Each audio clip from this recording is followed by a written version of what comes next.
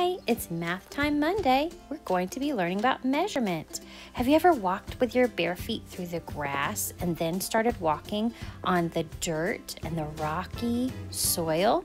Underneath your soil you're walking on is actually worms. We're going to be learning about worms today. That's right, worms are actually very helpful in the garden to grow things for us. Underneath our plants, down in the soil, are worms, and they are working hard for us. Let's look at some worms. That's not a worm. That's a caterpillar. Wow, look at that fuzzy, hairy caterpillar. Look at his big antenna. Not those kind of worms. Those are candy gummy worms. There's another caterpillar. He's a fat guy. Speaking of, oh my goodness, look at this. This is like a zebra caterpillar. Look at, this is the kind of worms we're talking about. These are brown and they're earthworms. And they go in the soil.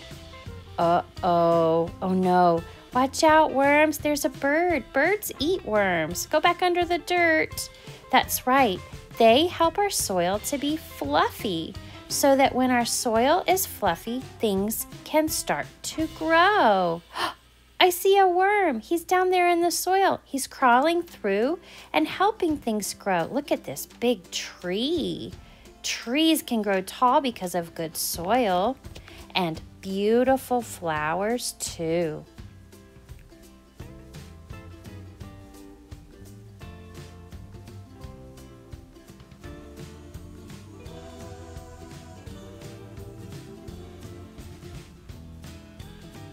All because of these squiggly wiggly worms, we have good things like fluffy, rich, nutrient soil that we can grow vegetables in. Look at all of these vegetables.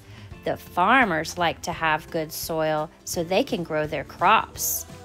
It's a tractor. The tractor is pulling out all of the harvest from the fields, and all of the fruits come from the fields, all because of having good, rich, crumbly, dirty soil. Things can grow, and all because of those squiggly little worms that help the soil to grow things. Grow things for our dinner and our lunch and our breakfast. Look, here's a little worm. It's in the shape of a W. Worm. Lots of worms. These all came from Miss Kristen's garden. Look at them crawling all over each other. Now, you might think that worms are only good for one thing, and that's fishing. But worms are so helpful. That's right. We learned today that worms can help us have soil that is healthy and strong to grow vegetables and fruit, grow strong trees, and beautiful flowers. Did you know an earthworm can only grow so long? A well-fed adult earthworm will depend on what kind of worm it is, how many segments it has, how old it is, and how well fed it is. A worm has no arms or legs or eyes. Worms live where there is food, moisture, oxygen, and a good temperature, not too hot or cold. If they don't have these things, they go somewhere else. In 1 acre of land, there can be more than 1 million earthworms. Worms tunnel and go deep in the soil, and they bring the subsoil closer to the surface, mixing it with the topsoil. Slime, a secretion of earthworms, has nitrogen in it, and nitrogen helps the plants. That sticky slime helps to hold the clusters of soil particles together in formations called aggregates. Worms are cold-blooded animals. They are not actually born. They hatch from cocoons smaller than a grain of rice. Even though worms don't have eyes, they can sense light. especially at their anterior or front end. Oh no, he's sensing the light from my phone. Watch out, little guy. Don't touch Miss Kristen's phone.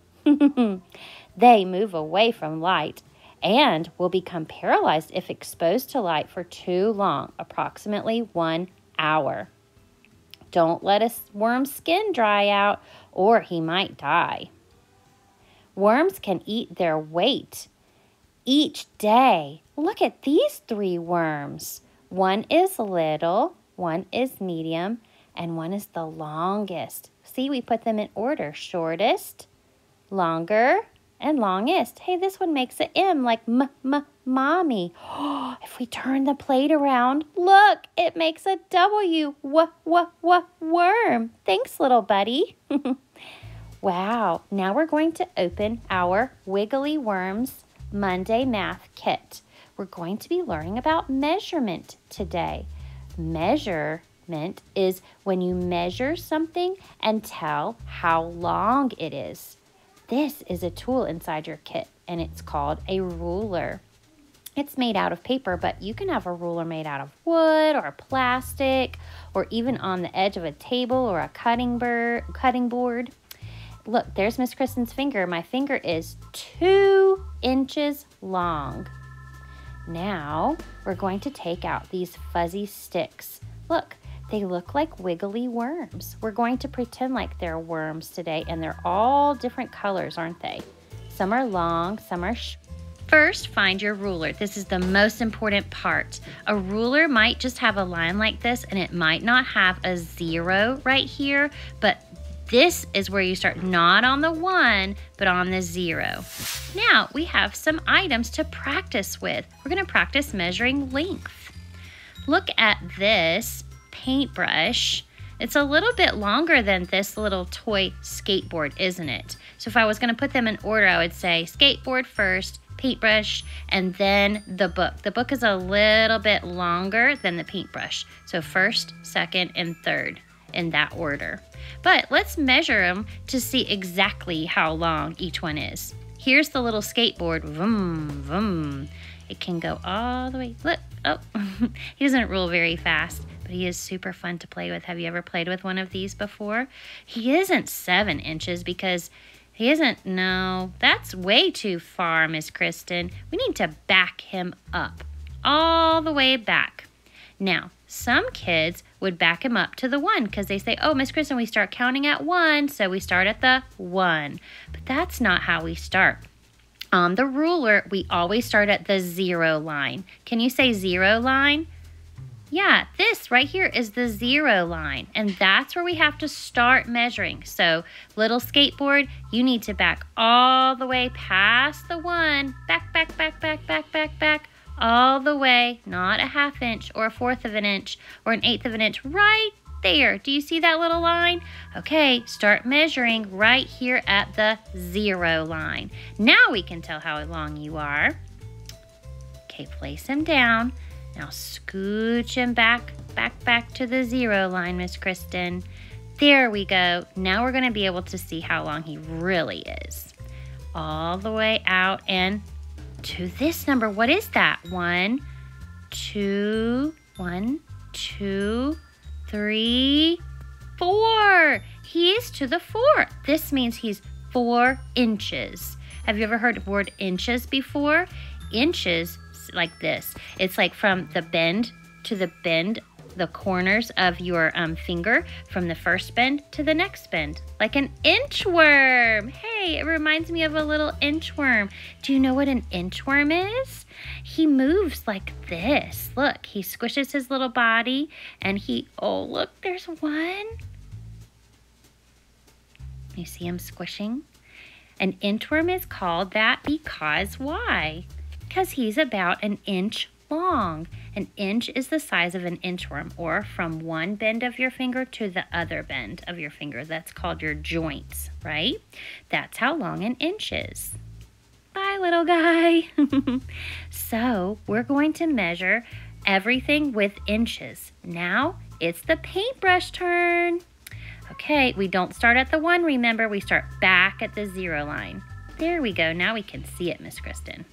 If I start at the 0 line and measure this nice fancy paintbrush, it goes 1, 2, 3, 4, 5, 6, 7, 8. 8! Look, it's 8 inches long. The paintbrush is longer than the skateboard. It's 8 inches long. See, it's longer. Oh, look, you can fit 2 skateboards in there because 4 plus 4 is 8. Remember that, big kids? Good job. Now let's get something else to measure, and we're going to measure our book. I wonder if it's going to be longer, do you think? Okay, let's line it up. Use our 0 line all the way to the edge, but not on the white part, but on the line. Okay, now, oh my goodness, look. It's close to the 8 as well. It's almost to the 8, but then it goes a little bit past the 8. See, which one is longer? That's right, the book is a little bit longer. See, the paintbrush is a little bit shorter. The paintbrush almost just exactly comes to the 8. And then the book is longer than the 8. So it goes skateboard, paintbrush is a little bit longer to the 8 inches. And then the book is longer. The book is a little over 8 inches long.